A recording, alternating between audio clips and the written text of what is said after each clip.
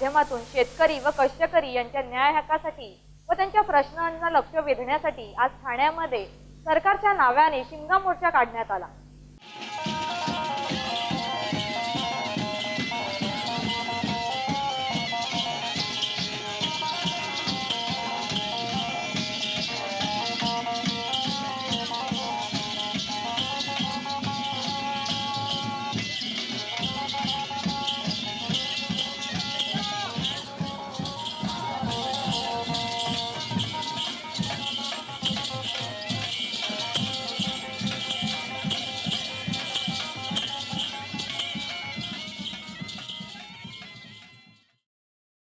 या शिमगा मोर्चात अनेक मागण्या उपस्थित होत्या। त्यामध्ये कुपोषण निर्मूलनाबाबत धोरण ठरवून त्यावर अंमलबजावणी करावी, अंगणवाडी सेविका व मदतनीस यांच्या मानधनात वाढ करून थकीत वेतन मिळाले पाहिजे, कालमर्यादित प्राधान्याचा कार्यक्रम ठरवावा आणि आदिवासींच्या गरिबांच्या घराखालील जागेचा प्रश्न निकाली काढावा, आरोग्य केंद्रातील निवासस्थानाची दुरुस्ती करावी, आवश्यक तेथे नवीन निवासस्थान बांधकाम करावे आणि राज्यातील 791 अस्थायी वैद्यकीय अधिकाऱ्यांचा प्रश्न निकाली काढून त्यांना कायम सेवेत समाविष्ट करावे। श्रमजीवीचा हा मोर्चा ठाणे जिल्हाधिकाऱ्यावर आयोजित केलेला हा शिमगा मोर्चा म्हणून आज आम्ही जिल्हाधिकारी कार्यालयावर धडकणार आहोत। मुरबाडमधून हजारो सभासद या मोर्चामध्ये सहभागी होणार आहेत। एकीकडे मोदी सरकारने डिजिटल इंडिया म्हणून जेव्हा घोषणा करतात तर आदिवासी जिल्ह्यांच्या मध्ये सुद्धा अशा पद्धतीमध्ये त्यांनी लक्ष द्यायला पाहिजे। ज्या ठिकाणी पालघर जिल्हा असेल, ठाणे जिल्हा असेल, जे आदिवासी बहुल जे जिल्हे आहेत त्या ठिकाणी कुपोषणाने आजही मुलं मरत आहेत। आजही रोजगाराचा भीषण